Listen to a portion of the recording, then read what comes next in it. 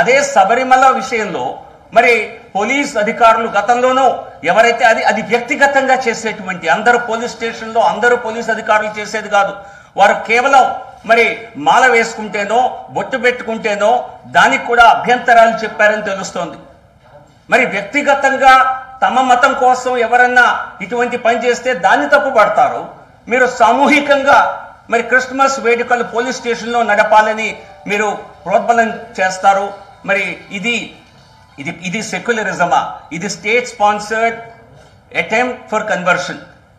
ఇటువంటి పనులు ఖచ్చితంగా రాష్ట్ర ప్రభుత్వం మానుకోకపోతే తీవ్ర ప్రతిఘటన భారతీయ జనతా పార్టీ నుంచి ఎదుర్కోవాల్సి వస్తుంది. ఇంతకు ముందు కూడా మనం చూసాం, గుంటూరు పోలీస్ స్టేషన్లో మరి అటాక్ చేశారని చెప్పి ఒక మరి ముస్లిం యువకుల పైన అప్పుడు ప్రభుత్వం కేసులు పెడితే ఈ ప్రభుత్వం కేసుల్ని బేషరతుగా ఎత్తేసింది. క్రిమినల్ కేసులను ఏ రకంగా ఎత్తేశారని చెప్పి మత ప్రస్తావన ఏ రకంగా మీరు జీవోలో తీసుకొచ్చారని హైకోర్టే స్వయాన రాష్ట్ర ప్రభుత్వాన్ని ప్రశ్నించింది. అయినా ఎక్కడ ఈ పనులు ఆగటం లేదు. ఒక పట్ల హిందూ దేవాలయాలపైన హిందూ దేవతల పైన ఇప్పటికీ దాడులు జరుగుతూనే ఉన్నాయి. రథాలు తగలబెట్టారు, వాటిపైన ఎక్కడా కేసులు తీసుకోలేదు, యాక్షన్ తీసుకోలేదు.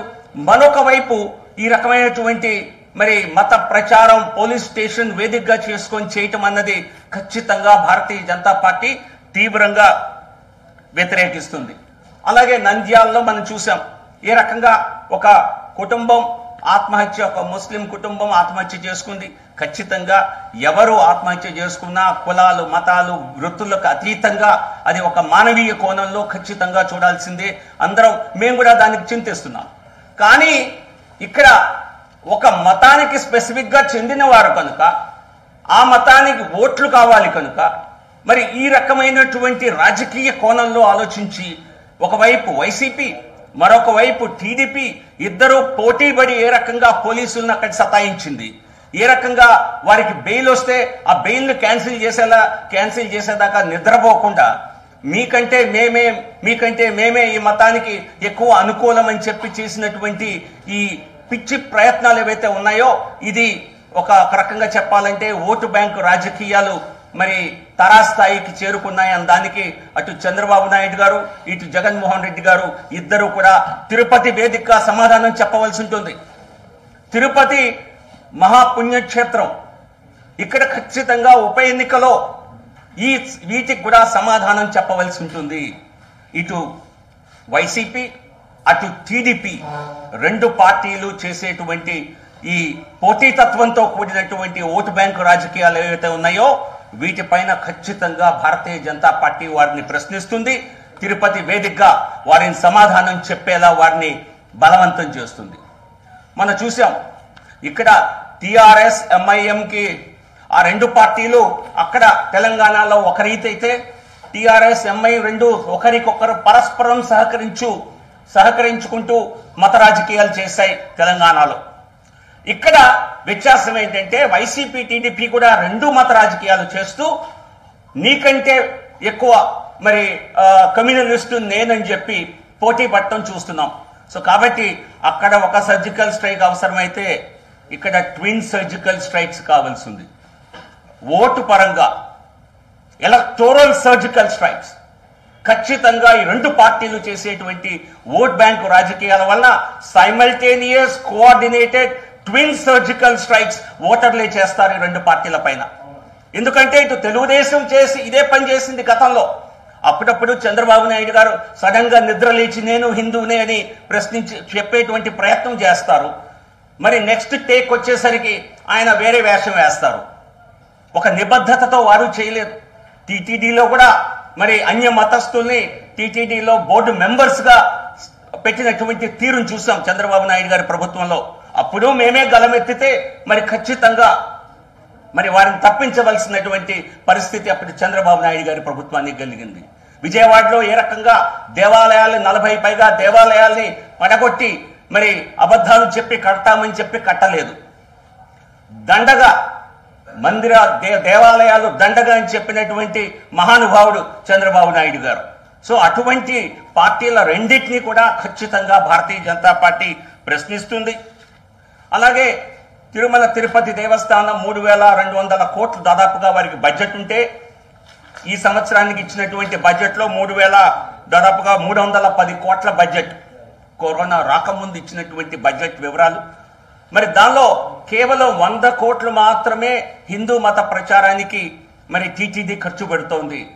మరి 1000 కోట్ల ఆదాయం ఉన్నటువంటి టీటీడీ మరి ఈ రాష్ట్రంలో మరి అన్య మతాలని ప్రమోట్ చేయాలని చెప్పి ఇటు టీడీపీ అటు వైసీపీ చేసేటువంటి ప్రయత్నాలను ఎదుర్కోవాలంటే ఖచ్చితంగా టీటీడీ మరి హిందూ ధర్మ ప్రచారం ఏదైతే టీటీడీ యొక్క బాధ్యతో తిరుమల తిరుపతి దేవస్థానం ఖచ్చితంగా కన్వర్షన్లకు వ్యతిరేకంగా రాష్ట్రంలో మరి హిందూ ధర్మ ప్రచారానికి అధిక కేటాయింపులు చేయవలసి ఉంటుంది.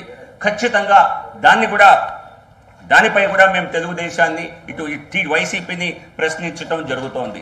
సో కాబట్టి రాష్ట్రంలో రానున్న తిరుపతి బై ఎలక్షన్స్ లో ఖచ్చితంగా ఈ రెండు పార్టీలని అటు ఒకవైపు మేము చేసిన డెవలప్మెంట్ ని ప్రస్తావిస్తూనే మేము నిన్న అధ్యక్షులు వీర్రాజు గారు కూడా చెప్పారు, సోము వీర్రాజు గారు, ఈ రాష్ట్రంలో చేసినటువంటి అభివృద్ధి, తిరుపతిలో చేసిన అభివృద్ధిని మేము ప్రస్తావిస్తాం, మీరేం చేశారో చెప్పండి. ఈ విషయం పైన మరి మీకు చర్చించడానికి ఈ రెండు పార్టీలు సిద్ధమా అని నిన్న నేను కేంద్ర ప్రభుత్వం రాష్ట్రానికి చేసినటువంటి అభివృద్ధి పనుల గురించి ప్రస్తావిస్తూ నేను ఏ రకంగా రాష్ట్రంలో జరిగే ప్రతి అభివృద్ధి, పట్టణ అభివృద్ధి కానివ్వండి, గ్రామీణ అభివృద్ధి కానివ్వండి, మౌలిక రంగ ఉత్పత్తులు, మౌలిక రంగ వసతుల విషయంలో కానివ్వండి, ఫిజికల్ ఇన్ఫ్రాస్ట్రక్చర్ లో కానివ్వండి, రైల్వేస్, రోడ్ వేస్, వాటర్ వేస్, ఈ అన్ని రంగాల్లో ఎయిర్వేస్ జరిగే ఇన్వెస్ట్మెంట్ అంతా మీకు కనిపించే అభివృద్ధి కేంద్ర ప్రభుత్వం, నరేంద్ర మోదీ గారి ప్రభుత్వం ఇచ్చిన పథకాలు, ఇచ్చిన నిధుల ద్వారా సాధించింది. నేను ఛాలెంజ్ చేస్తున్నాను ఈ రాష్ట్ర ప్రభుత్వాన్ని లేదా టీడీపీని. గతంలో మీరు అధికారంలో 5 సంవత్సరాలు ఎలగబెట్టారు. మీరు గాని వైసీపీ గాని మీరేం చేశారో, మీరు చేసినటువంటి విజిబుల్ డెవలప్మెంట్, ఇన్ఫ్రాస్ట్రక్చర్ డెవలప్మెంట్ ఏదో చేసి చూపించండి. ఈ రోజున అర్బన్ డెవలప్మెంట్, స్మార్ట్ సిటీస్ కింద 4 నగరాలకు ఇచ్చినటువంటి నిధులు ఎంత? దాదాపుగా 8,000-9,000 కోట్ల చిలుకని చెప్పాము నిన్న. ఈ రకంగా మరి అర్బన్ డెవలప్మెంట్ కింద అమృత్ పథకం కింద ఏ రకంగా 46 నగరాలను ఇక్కడ డెవలప్ చేస్తుందో చెప్పాం. ఏ రకంగా మరి ఆదర్శ రైల్వే స్టేషన్స్ కింద 45-46 స్టేషన్స్ డెవలప్ చేసిందో చెప్పాం.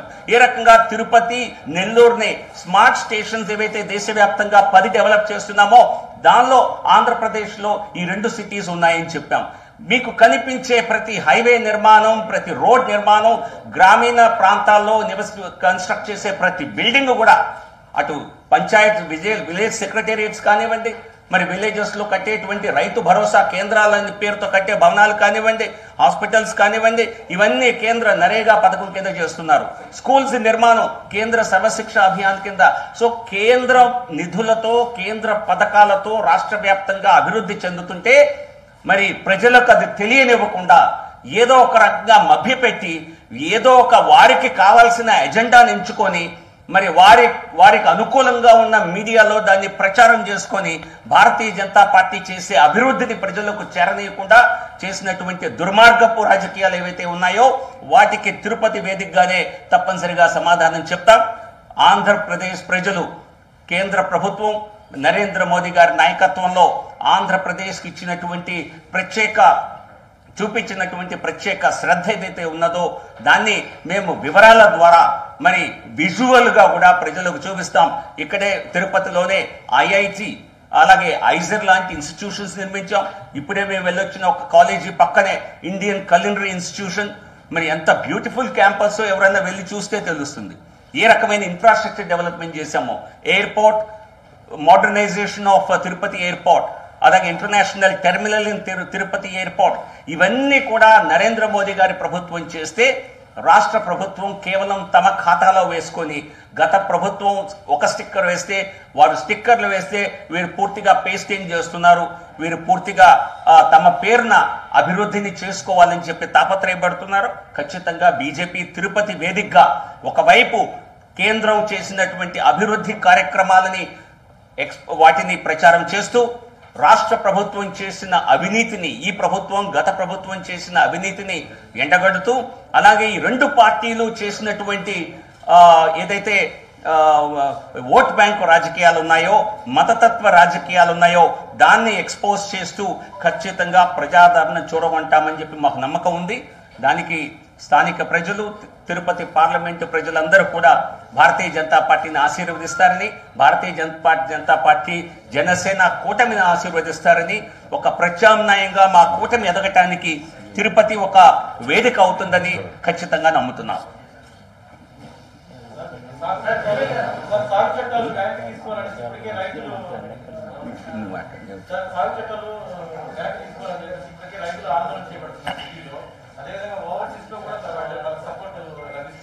వ్యవసాయ చట్టాలు నేను చెప్పాను కదా, వ్యవసాయ చట్టాలు దశాబ్దాల క్రితం నుంచి, దశాబ్దాల నాటి నుంచి లేని స్వేచ్ఛ రైతుకి కలిగించే చట్టాలు. మరొకసారి దీనిలో ఉన్నటువంటి ప్రత్యేక అంశాలేంటో చెప్తాను. దానికి మీద ప్రొటెస్ట్ ఎందుకు చేస్తున్నారన్న దాని సమాధానం, క్వశ్చన్ అడిగితే సమాధానం చెప్పగలరు. కానీ ఈ చట్టాలు మార్కెట్ యార్డులకి ఏ రకంగా మార్కెట్ యార్డుల్ని ప్రభావితం చేయవు. అదనపు మార్కెట్లు పెడితే మరి రాష్ట్ర ప్రభుత్వానికి వచ్చిన ఇబ్బంది ఏంటి? దళారీ వ్యవస్థని కొనసాగించాలి అని కొన్ని రాజకీయ పార్టీలు ఎందుకు పట్టుబడుతున్నాయి? దళారీ వ్యవస్థతో వారికి ఉన్నటువంటి సంబంధం ఏమిటి? రాజకీయ పార్టీలే ఈ దోపిడీ వ్యవస్థని కూడా మరి వారే కంట్రోల్ చేస్తున్నారా? వారి ద్వారా కొన్ని రాజకీయ పార్టీలకి ఫండింగ్ జరుగుతుందా? ఇటువంటి అనేక ఉదాహరణలు ఉన్నాయి. నేను కేవలం ఆరోపణలు చేయటం లేదు. కొన్ని రాష్ట్రాల్లో పైగా ఈ రైతుల ఆందోళన అని చెప్పింది కేవలం 1-2 రాష్ట్రాలకే పరిమితం. ఇది మిగతాదంతా కూడా దుష్ప్రచారం చేసి మిగతా రాష్ట్రాల్లో రైతుల్ని కూడా మభ్యపెట్టి, మరి కేంద్ర ప్రభుత్వం రైతులతో చర్చలకు ఇప్పటికీ సిద్ధమే. కానీ ఈ చట్టాలకు సంబంధించి ఏం చర్చ చేయడానికైనా కేంద్రం సిద్ధమే. అనేక దఫాలు చర్చించింది, ఇంకా చర్చించడానికి సిద్ధంగా ఉంది. కానీ సంబంధం లేని విషయాల్ని, దీనిలో కొంతమంది ఎవరినో అర్బన్ నక్సల్స్ ని విడుదల చేయాలని కూడా అడిగినట్టున్నారు.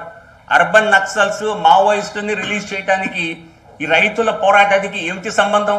సో ఏ రకంగా మరి వారందరూ ఈ ప్లాట్ఫామ్ లో జొరబడ్డారో దాన్ని బట్టి అర్థం కావటం లేదా? మార్కెట్ యార్డులు కొనసాగుతాయి అని భరోసా ఇచ్చాం. మార్కెట్ యార్డుల బయట ఉన్నటువంటి ప్రైవేట్ మార్కెట్స్ ఏవైతే రానున్నాయో వాటిపై కూడా సెస్ విధించుకునే వెసులుబాటు రాష్ట్ర ప్రభుత్వాలకు ఇచ్చాం. మరి ఏంటి ఇక్కడ ఇబ్బంది? ఈ చట్టాలన్నీ రైతుకి అనుకూలంగా చేసిన చట్టాలు. దౌర్భాగ్యం ఏంటంటే అనేక మంది చట్టాలు చదవకుండా, దానిలో ఏముందో తెలుసుకోకుండా మరి రాజకీయ ఆరోపణలు చేస్తున్నారు. అది మాత్రం తప్పు.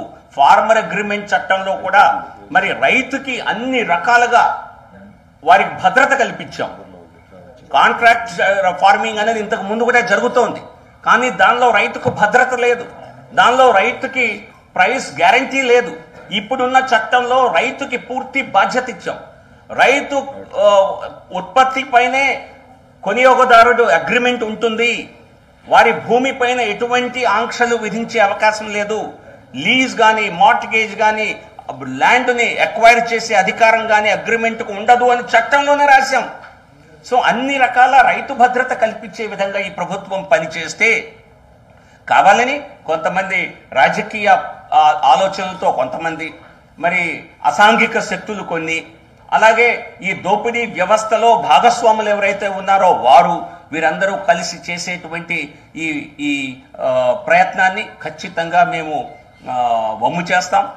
రైతులకి ఖచ్చితంగా వారి మనసులో ఉన్న ప్రశ్నలన్నిటికీ సమాధానం చెప్పడానికి, వాటిని నివృత్తి చేయడానికి కేంద్ర ప్రభుత్వం అన్ని వేళలా సిద్ధంగా ఉంటుంది.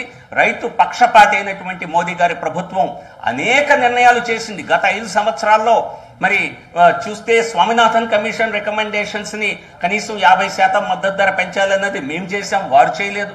కాంగ్రెస్ హయాంలో జరిగిన కమిషన్ రిపోర్ట్ వారు ఇంప్లిమెంట్ చేయలేదు. ఈ చట్టాలు తీసుకురమ్మని స్పష్టంగా స్వామినాథన్ కమిషన్ చెప్తే వారు చేయలేదు, మేము చేశాము.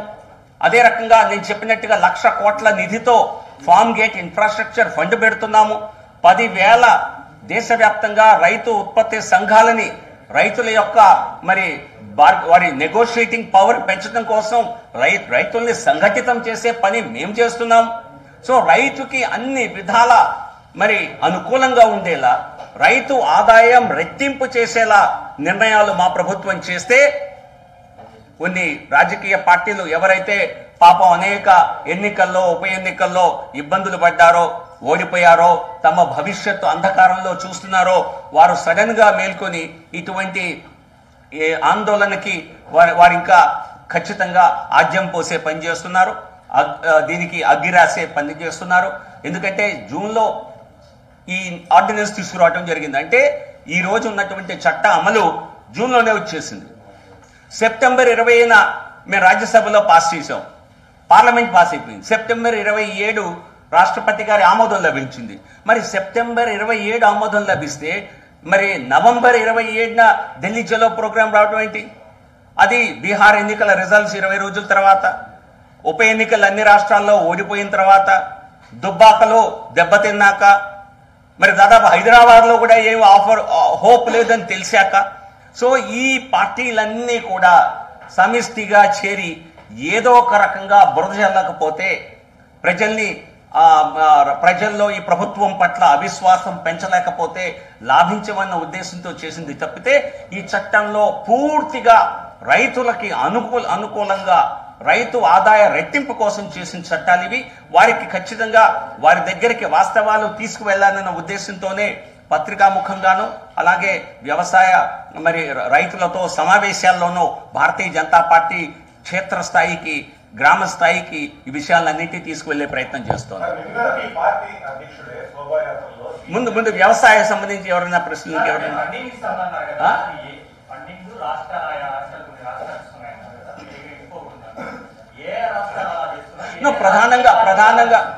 ప్రధానంగా పంజాబ్ లాంటి రాష్ట్రంలో మరి ఈ వ్యవస్థ ఏదైతే ఉన్నదో ఈ మార్కెట్ యార్డుల వ్యవస్థ, ఆ మార్కెట్ యార్డుల్లో దేశం food corporation of India procurement చేస్తుంది కదా మనందరికీ.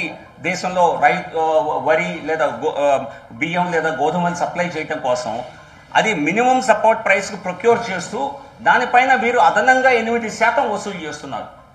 అది మీరు నేను యాజ్ ఎ ట్యాక్స్ పేయర్ మనం కట్టేటువంటి డబ్బులు. రైతుకి పూర్తి ధర ఇవ్వటం న్యాయం, కానీ దళారులకు ఎందుకు 8% నిధులు కట్టాలి? ఇప్పుడు వచ్చిన చట్టంలో దళారు వ్యవస్థ మనం దాన్ని తీసేయటం లేదు, అది రాష్ట్ర ప్రభుత్వ పరిధిలో ఉంటుంది. కానీ బయట ప్రైవేటు రంగం వారు కూడా మార్కెట్లు వారంతటా వారు నిర్వహించుకొని రైతుల దగ్గర కొనుగోలు చేసే వెసులుబాటు ఇచ్చాము.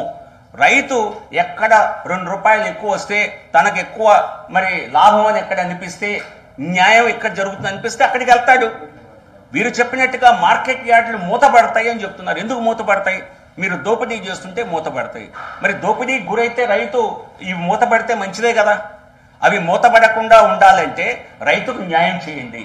మీకు వచ్చినటువంటి ధనం ఏదైతే ఉన్నదో 100 కోట్ల రూపాయలు సెస్సుల రూపంలో ఏదైతే వస్తుందో దాన్ని ఖర్చు పెట్టి మార్కెట్ యార్డులు అద్భుతంగా తీర్చిదిద్దండి. ప్రైవేట్ వ్యక్తికి అసలు ఈ వ్యాపారం లాభసాటి లేకుండా మీరే రైతుకి అంత పూర్తి న్యాయం జరిగేలా ప్రయత్నం చేయండి. మార్కెట్ యార్డులకి ఎవరు వ్యతిరేకం? ఈ చట్టంలో స్పష్టంగా రాశాం. చట్టం సెక్షన్ 15లో ఈ చట్టంలో మార్కెట్ యార్డులు కానీ వాటి కింద పనిచేసే సబ్ మార్కెట్ యార్డులు కానీ ఈ మార్కెట్ యార్డుల కింద నిర్వహించబడే ప్రైవేట్ మార్కెట్ యార్డులు కానీ వాటి పరిసరాల్లో ఈ చట్టం పనిచేయదు. వీటి బయట మాత్రమే కొత్త చట్టం పనిచేస్తుందని చెప్పాం. సో రైతుకి ఇంకో 4 ప్రైవేట్ వ్యక్తులకి అమ్ముకునే అవకాశం వస్తే మీరెందుకు అడ్డుపడుతున్నారు? దానివల్ల మీకు వచ్చిన నష్టం ఏంటి? కొంతమంది రాజకీయ పార్టీలు రాజకీయ నాయకులు కూడా ఈ దళారీ వ్యవస్థని వారే నిర్వహిస్తున్నారు అన్న ఆరోపణలకి వీరు చేసేటువంటి యాజిటేషన్ ఒక రకంగా మరి అదే ఎవిడెన్స్ గా నిలిచింది. ముందు వ్యవసాయ చట్టాలు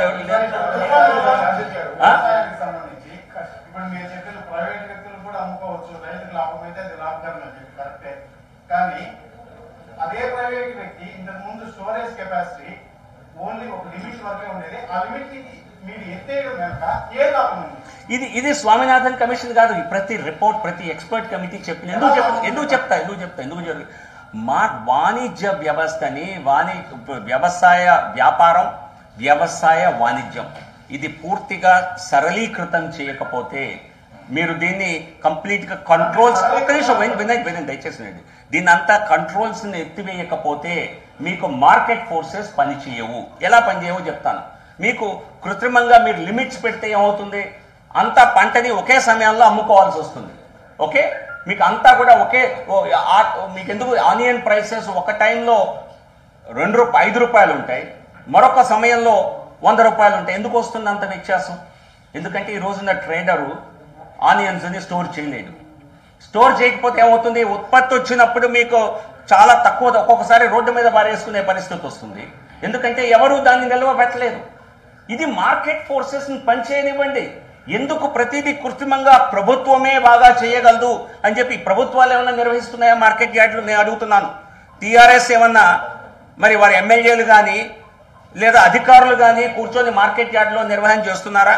అక్కడే చేసేది కమిషన్ ఏజెన్సీ, వారు వ్యాపారస్తులే. ఈ పెత్తందారీతనం రాష్ట్ర ప్రభుత్వాలకు ఎందుకు ఉండాలి? మనం ప్రైవేట్ వ్యవస్థ తీసుకొచ్చాం, ఇన్ని టీవీ ఛానల్స్ వచ్చాయి, ఒక దూరదర్శన్ ఉంటే సరిపోయేది కదా అని చాలా మంది అంటున్నారు. ఎందుకు ఇన్ని ఛానల్స్ దూరదర్శన్ చక్కగా నిర్వహించగలదు? ఎందుకు బిఎస్ఎన్ఎల్ ఉంటే సరిపోయేది కదా? ఎందుకు ఇన్ని ప్రైవేట్ టెలిఫోన్లు ఎందుకు రావాలి? దీనివల్ల మనం లాభించామా, నష్టపోయామా? అలాగే ఇన్ని ఎయిర్లైన్స్, ఈరోజు ఢిల్లీకి వెళ్తే నేను 5 వేలలో వెళ్ళిపోగలుగుతున్నా. అదే 30 ఏళ్ల క్రితం కూడా నేను 5-6 వేలు పే చేసి వెళ్ళేవాడిని. విజయవాడ నుంచి ఢిల్లీ వెళ్ళాలన్నా, హైదరాబాద్ నుంచి ఢిల్లీ వెళ్ళాలన్నా. కాంపిటీషన్ వస్తే, మార్కెట్లో కాంపిటీషన్ వస్తే దానిపైన కొంత నియంత్రణ ఇప్పటికీ సాధ్యం. ఈ చట్టంలో కూడా మేము చెప్పాం, ఒకవేళ ధరలు గనక 50% కంటే ఎక్కువ మించితే దాన్ని ఖచ్చితంగా రాష్ట్ర ప్రభుత్వం, కేంద్ర ప్రభుత్వం కానీ రాష్ట్ర ప్రభుత్వాలు కానీ నిల్వల పైన కొంత ఆంక్షలు విధించే అధికారం ఉన్నది ఈ చట్టం కింద కూడా. వీలైనంత వరకు మార్కెట్ ఫోర్సెస్ని ఆపరేట్ చేయగలిగితే, ఈ రోజున అనేక మంది ఆర్గ్యుమెంట్ చేస్తున్నారు, మనం రైతు 20 రూపాయలకు కొంటే మార్కెట్లో 45 రూపాయలకి వినియోగదారు అమ్ముతున్నారని. ప్రొఫెసర్ నాగేశ్వరరావు గారు వింటే వారికే చెప్తున్నా ఇది ఆర్గ్యుమెంట్. 20 రూపాయలు రైతుకు రావటం లేదు కిలోకి, మరి అమ్మేవాడు 45 రూపాయలకు అమ్ముతున్నాడు. ఎందుకు? వినియోగదారుడు 45 రూపాయలు ఇస్తున్నాడు. మరి మీ వ్యవస్థ అద్భుతంగా ఉండుంటే, మార్కెట్ యార్డుల వ్యవస్థ, మార్కెటింగ్ వ్యవస్థ, మార్కెటింగ్ ఛానల్స్ అన్ని బాగా పనిచేస్తుంటే ఈ పరిస్థితి ఎందుకు వస్తుంది? మార్కెటింగ్ మీరు ఎప్పుడైతే ఈ కంట్రోల్స్ని పెడతారో ఇటువంటి దోపిడీకి అందరూ గురవుతారు, అటు వినియోగదారుడు, ఇటు రైతులు. ఈ వ్యవస్థ వలన సరళీకృతం చేయటం వలన, వాణిజ్య వ్యాపారాల్ని సులభతరం చేయటం వలన, కంట్రోల్స్ని ఎత్తేయటం వలన, అగ్రికల్చరల్ కమాడిటీస్ ఇప్పుడు జిల్లా నుంచి జిల్లాకి వెళ్తే మీకు తెలుసా, ఈ చట్టం రాకముందు గుంటూరు జిల్లా నుంచి మీరు ఏదన్నా చిత్తూరు జిల్లాకు తీసుకురావాలంటే మీరు దానికి సెస్ కట్టాలి. చిత్తూరు నుంచి కడప జిల్లాకి, పక్క జిల్లాకి తీసుకువెళ్ళాలంటే కొనియోగదారుడు, వినియోగదారుడు కాదు, నేను చెప్పేది కొనేవాడు. వ్యాపారాన్ని మనం కష్టతరం చేశాం. సో అలాగే స్టేట్ టు స్టేట్, ఇక్కడి నుంచి మీరు తమిళనాడు తీసుకెళ్ళి అమ్ముకోవాలంటే దానికి మళ్ళీ సెస్ కట్టాలి. ఈ రాష్ట్ర ప్రభుత్వానికి, ఆంధ్రప్రదేశ్కి ఏటా ఈ సెస్ల రూపంలో 500-600 కోట్ల రూపాయలు వచ్చేది. ఇప్పుడు ఈ రకమైనటువంటి ఇన్ఎఫిషియన్సీస్ తీసుకొచ్చాం మనం, కృత్రిమమైనటువంటి ఆంక్షలు విధించాం. మీకు సరళీకృతం చేయటం వల్ల ఏ రంగంలో మనం నష్టపోయాం? ఖచ్చితంగా అన్ని రంగాల్లోనూ లాభించాం. కానీ ఈ రంగంలో కొన్ని నిబంధనలు ఇప్పటికీ పెట్టాం చట్ట రూపంలో. సో కాబట్టి రైతుకి ఖచ్చితంగా దీనివల్ల మేలు జరుగుతుంది. స్వామినాథన్ కమిషన్స్, డాక్టర్ స్వామినాథన్ ఏ వ్యాపార సంస్థకి చెందిన వ్యక్తి కాదే, ఆయన పైన అటువంటి అభియోగాలు లేవే. మరి ఇదే కాంగ్రెస్ పార్టీ అపోజ్ చేసేది సిగ్గు లేకుండా ఈరోజు అపోజ్ చేస్తూ ఏపీఎంసీ యాక్ట్ను రద్దు చేస్తామని 2019 మేనిఫెస్టోలో పెట్టింది, లోక్సభ ఎలక్షన్ల మేనిఫెస్టోలో. మేము ఏపీఎంసీ యాక్ట్ను రద్దు చేసే అధికారం కేంద్ర ప్రభుత్వానికి లేదు, అది రాష్ట్ర ప్రభుత్వాలు చేసే చట్టం. కానీ వీళ్ళు మేము దాన్ని రద్దు చేస్తామని కూడా ప్రకటించి ఈ రోజున ఏదో మార్కెట్ యార్డు లేదో మరి రైతుల సంక్షేమం కోసం పనిచేస్తున్నట్లు, రైతులకి పూర్తి స్థాయి న్యాయం జరుగుతున్నట్టుగా తప్పుడు సంకేతాలు ఇస్తూ రాజకీయ కార్యక్రమాలు చేస్తున్నారు. దాన్ని మేము పూర్తిగా విభేదిస్తున్నాం.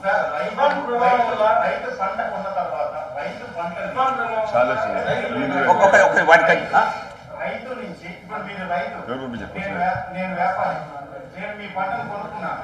ఇప్పుడు నేను స్టోర్ చేసుకునే కెపాసిటీని మీరు అన్లిమిటెడ్ చేసేసారు. ఇంతకుముందు ఒక లిమిట్ ఉండేది. నేను దాన్ని ఒక 2 సంవత్సరాలు నా గోడౌన్ లో పెట్టేసుకుంటా, రేట్ పెరుగుతుంది కదా, అప్పుడు మేమే కదా పెట్టాల్సింది. కాదండి, మనం మార్కెట్ ఫోర్సెస్ ఆపరేట్ చేసినప్పుడు ఇటువంటి ఆరోగ్యం మనం అన్ని కంట్రోల్ చేయాల్సిందే. మనం ఎందుకు మరి కాదు, ఇది పెట్టుకోవాలి అంటే స్టోరేజ్ కాస్ట్లు అవుతాయి కదా, తర్వాత ఎక్కువ ధర వస్తుందన్న గ్యారంటీ ఉందా? మార్కెట్ ఫోర్సెస్ లో వేరే ఒక్కరు ఇంపోర్ట్ చేసుకుందాం అనుకుందాం. ఇది అనవసరపు భయాలండి. మార్కెట్ లిబరలైజేషన్ అయితే మనం ఏ రంగంలో చేయకూడదు, అన్ని రంగాల్లో కంట్రోలే ఉండాలి. ఎందుకు రైతుకు నిబంధనలు ఉండాలని అడుగుతున్నారు నాకు అర్థం కాలేదు. మిగతా రంగాలన్నింటిలో వ్యాపారానికి ఏ నిబంధన లేదు, ఎవరెక్కడైనా దేశంలో అమ్ముకోవచ్చు, తమకు తోచిన ధరకు అమ్ముకోవచ్చు. కానీ రైతులు మాత్రం మనం మార్కెట్ యార్డ్లోనే అమ్మించాలి. రైతుకి మాత్రం పండించిన పంట కొనుగోలుదారుడు ఎక్కడికి పడితే ఎంత పడితే అంత నిల్వ చేసుకునే అవకాశం ఇవ్వకూడదు. ఎందుకు ఇటువంటి ఆలోచన? ఇది పొరపాటు. ఇది స్వామి ఇది అంతా కాదు, వాదన కాదు, నేను చెప్తున్నా. అన్లిమిటెడ్ చేసిన వాడి ఖర్చు ఈ రోజు మన కేంద్ర ప్రభుత్వం దగ్గర FCI దగ్గర మీ ఉదాహరణ చెప్తా, 820 లక్షల టన్నుల ఆహార ధాన్యాలు ఉన్నాయి. అటు రైసు వీటు మన బఫర్ స్టాక్ కి కావాల్సిన దానికంటే 3 రెట్లు ఎక్కువ ఉన్నాయి. ఓకే, దానివల్ల ఏమన్నా రాష్ట్ర మార్కెట్లో విపరీతంగా రేట్లు పెరిగాయా? ఏం పెరగలేదు. సో కాబట్టి నిల్వలు పెరిగాయి అనుకోండి, ఖచ్చితంగా రిలీజ్ చేస్తుంది FCI మార్కెట్లోకి. అలాగే ప్రైవేట్ వ్యక్తులు కూడా లాభం వస్తుంది అనగానే వారు రిలీజ్ చేస్తారు. సో ఇది అనవసరంగా ప్రైవేట్ వ్యక్తులు అంటే టొమాటోలు కొని 2 సంవత్సరాలు దాచిపెట్టుకుంటే వాడికి మురిగిపోతాయి, 2 వారాలైనా పనిచేయవు. సో ఎవరైనా వారికి బేరీజు వేసుకుంటారు. మార్కెట్ ఫోర్సెస్ ఖచ్చితంగా ఒక రకమైనటువంటి స్టెబిలిటీని తీసుకువస్తాయి ప్రైసెస్ లో. అంతేగాని అందరూ నిల్వబెట్టుకొని ధరలు పెరిగిపోతే ఖచ్చితంగా ఆంక్షలు విధించింది కదా కేంద్ర ప్రభుత్వం. మీకు చెప్పా కదా, 50% కంటే ధర పెరిగితే నిబంధన పనిచేస్తుంది, వారు వెంటనే మార్కెట్లో అమ్ముకోక తప్పదు. సో ఈ రకంగా కృత్రిమంగా ఎవరన్నా లక్షల టన్నులు మీరు అనుకున్నట్టుగా సేకరిస్తే వారు వేల కోట్ల రూపాయలు నష్టపోవాల్సి వస్తుంది తప్పితే మరొకటి కాదు. మోహన్ గారు, చాలా మంది రైతులు తమ పంటను కోల్పోయారు, తుఫాన్ ప్రభావం వల్ల.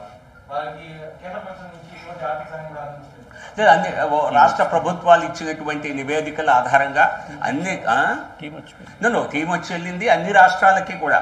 కేంద్ర ప్రభుత్వం ఒకటి national state disaster response fund కింద కొంత ధనం ఏదైతే ఉంటుందో అది ముందుగానే ఈసారి రాష్ట్ర ప్రభుత్వాలకి కేంద్రం అందజేయటం జరిగింది. సో వారు దాని నుంచి ముందు ఖర్చు పెడితే కేంద్రం ఖచ్చితంగా అంచనా వేసి కేంద్రం టీం వచ్చేళ్ళింది.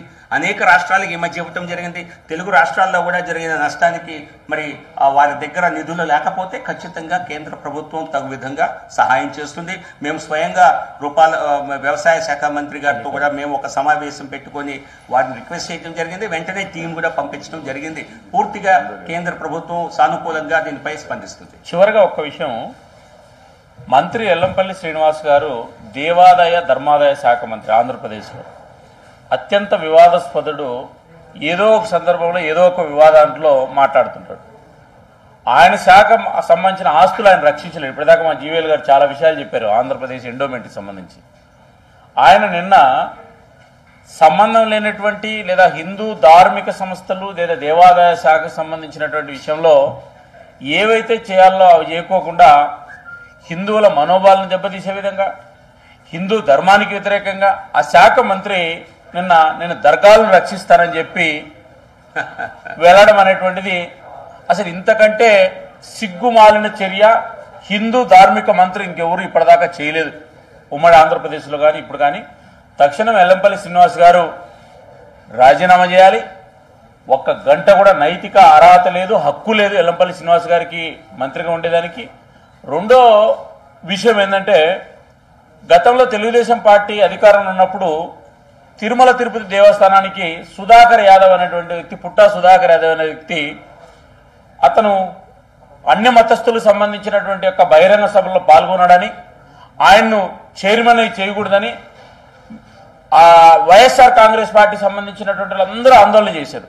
నేను ఇప్పుడు వైసీపీ ప్రభుత్వాన్ని వైసీపీ వాళ్ళని అడుగుతున్నా. మా జీవీఎల్ గారు ఒక 20 అంశాలు చెప్పాడు. రాష్ట్రంలో ఎండోమెంటు, దేవాదాయ శాఖ, తిరుమల తిరుపతి దేవస్థానానికి సంబంధించిన ప్రభుత్వ వైఫల్యాలు, వాళ్ళు చేస్తున్న వ్యవహారాలు. కాబట్టి ధర్మానికి వ్యతిరేకంగా పనిచేసేటువంటి మంత్రి ధర్మానికి ఉండాల్సిన అవసరంలే. ఒకవేళ జగన్మోహన్ రెడ్డి గారికి ఎక్కువ ప్రేమ ఉండి ఇతనికి దర్గాలు లేకపోతే ఇతర ఆస్తులు రక్షించే పనిలో చాలా కోరికుంటే మైనారిటీ వెల్ఫేర్ మినిస్టర్గా ఆ కడపకు సంబంధించిన ఒక ఆయన మంత్రి ఉన్నాడు, ఆయన్ని తీసేసి కాళ్ళంటే ఈయన గతంలో గృహ వాపసి అట్లా ఉన్న కార్యక్రమాలు ఉన్నాయి, గర్వాపసి లాంటివి. కావాలంటే మాకేం అభ్యంతరం లేదు. ఈయన రోజు ఆ సంరక్షణకు సంబంధించినటువంటి ఎల్లంపల్లి శ్రీనివాస్ గారు ఆ చైర్మన్ గానో లేకపోతే మంత్రి కంటే మాకు అభ్యంతరం లేదు. తక్షణం ఎల్లంపల్లి ఏమాత్రం సిగ్గున్నా హిందువులను అవమానం చేసినటువంటి ఎల్లంపల్లి రాజీనామా చేయాలి. అతన్ని జగన్మోహన్ రెడ్డి గారు కూడా మంత్రివర్గం నుంచి తప్పించాలని బీజేపీ డిమాండ్ చేస్తారు. ధన్యవాదాలు.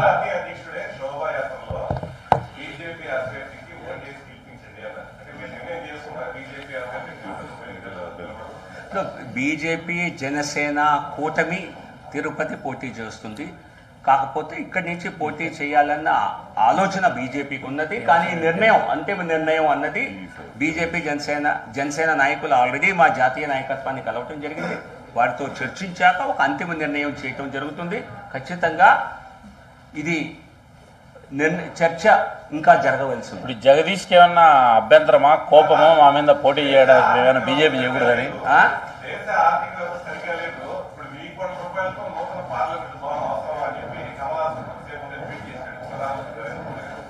సరేలేండి, వారి ప్రాచుర్యం కోసం అనేక మంది మరి ఇటువంటి కామెంట్లు చేసుకుంటారు. టెంపరవరీ బిల్డింగ్ కి 7,200 కోట్లతో చంద్రబాబు నాయుడు కట్టాడు. టెంపరవరీ బిల్డింగ్ కు 960 కోట్లు దేశ పార్లమెంట్ కి 100 సంవత్సరాల తర్వాత 100 ఏళ్లు కోసం పెద్ద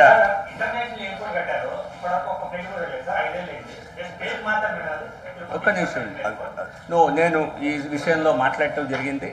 గత వారమే ఇటు విశాఖపట్నం ఎయిర్పోర్ట్ డైరెక్టరేట్తో ముందుగా మాట్లాడాక అటు కేంద్ర విదేశాంగ మంత్రి శాఖతోనూ అలాగే సివిల్ ఏవియేషన్ మినిస్ట్రీతోనూ మాట్లాడాను. ఎందుకంటే గత 8 నెలలుగా మీరు చూస్తున్నారు ఈ వందే భారత్ కిందే ఇప్పటికి కూడా ఫ్లైట్స్ నడుస్తున్నాయి లేదా ఎయిర్ బబుల్స్ కింద నడుస్తున్నాయి. ఈ ప్రాంతం వారు చాలామంది మరి కడప, కర్నూలు, ఈ రాయలసీమ జిల్లాల నుంచి ముఖ్యంగా మిడిల్ ఈస్ట్లో ఉన్నారు. చాలా పెద్ద సంఖ్యలో దుబాయ్, అబుదాబి ఏరియాలో ఉన్నారు. సో నేను వారిని కోరటం జరిగింది. ఇక్కడ ముందుగా వ్యవస్థ నిర్మాణం చేయడానికి ఇప్పుడు పూర్తిగా మనకు రెడీగా ఉన్నామని చెప్పారు. కస్టమ్స్ అధికారులు కూడా మనకు అందుబాటులోనే ఉన్నారు. దగ్గర నుంచే వేరే కృష్ణపట్నం పోర్ట్ నుంచి వాళ్ళని పిలిపించే అవకాశం ఉంది. కాబట్టి ఇప్పుడు డిమాండ్ కోసం వెయిట్ చేస్తున్నారు. నేను అక్కడ అంబాసిడర్స్తో కూడా సంప్రదించడం జరిగింది. అక్కడి ఎందుకంటే కోవిడ్ సమయంలో రావాల్సిన వారు చాలా మంది వచ్చేసారు ఆల్రెడీ. కానీ ఇప్పుడు మరి పెద్ద సంఖ్యలో అంటే 200-300 మంది కనుక ఈ రాయలసీమ జిల్లాలకు రావాల్సిన వారు ఉంటే నేను వారి సమాచారాన్ని సేకరించమని కూడా అటు అంబాసిడర్స్ ఇద్దరిని అడిగాను. అక్కడ కువైట్లోనూ అలాగే యుఏఈలోనూ మరి సంబంధిత సమాచారం సేకరించి ఆ సంఖ్యలో ఉంటే ఖచ్చితంగా తిరుపతిలో ఇంటర్నేషనల్ ఫ్లైట్ ల్యాండ్ అయ్యే విధంగా మేము చొరవ తీసుకుంటున్నాం. అలాగే గత పాత ఎయిర్పోర్ట్ టెర్మినల్ ఏదైతే ఉన్నదో అది లాజిస్టిక్ టెర్మినల్గా మార్చాలని చెప్పి ప్రపోజల్ వచ్చింది. దానికి సంబంధించి కూడా నేను DCAS డైరెక్టర్ జనరల్ గారితో మాట్లాడాను. నిన్న మళ్ళీ ఎయిర్పోర్ట్ డైరెక్టర్ ఇక్కడ తిరుపతి వచ్చాక కూడా మాట్లాడాను. అది కూడా త్వరలో వీలైనంత త్వరలో ఇక్కడ ఒక మరి RA అంటారు, RAని అపాయింట్ చేసి టెర్మినల్ని నడిపేటటువంటి వ్యవస్థని ఏర్పాటు చేసి త్వరలోనే ఇక్కడి నుంచి మరి డొమెస్టిక్ కార్గో వెళ్లే విధంగా కూడా నిర్ణయం జరిగింది. చాలా త్వరగా వీలైతే ఒక నెల రోజుల్లోనే ఈ నిర్ణయాలు జరిగేలా మేమైతే గట్టి ప్రయత్నం చేస్తున్నాం. అది సాధ్యమవుతుంది. దీంతో మరి ఇక్కడికి వచ్చి వెళ్లే విమానాలు ఏవైతే ఉన్నాయో డొమెస్టిక్ విమానాలు వాటికి కార్గో కెపాసిటీ ఉన్నప్పటికీ కూడా ఇప్పుడు ఈ ఫెసిలిటీ లేని కారణంగా ప్లేన్స్ ఖాళీగా వెళ్తున్నాయి. అంత 40% కెపాసిటీ దాదాపుగా కార్గో కెపాసిటీ వారు యూటిలైజ్ చేసుకోవటం లేదు. మేము చేసిన చొరవ కారణంగా త్వరలోనే కార్గో సర్వీసెస్ స్టార్ట్ అవుతాయి. ఖచ్చితంగా మరి ఎయిర్లైన్స్కి లాభిస్తే మరి మన ప్రయాణికులకు కూడా మరి కొంతైనా ఫేర్ ఆ విషయంలో తగ్గే అవకాశం ఉంటుందని మేమైతే నమ్ముతున్నాం.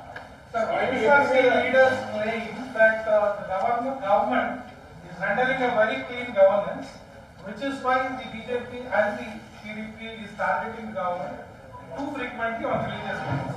Do you agree with that? For the BJP, we will fight this government at all levels. We will fight them for rampant corruption. We have highlighted corruption in purchase of land for the provision of 30 lakh free houses. The government actually spent 7,000 crores to procure land. There were rampant charges of corruption in that.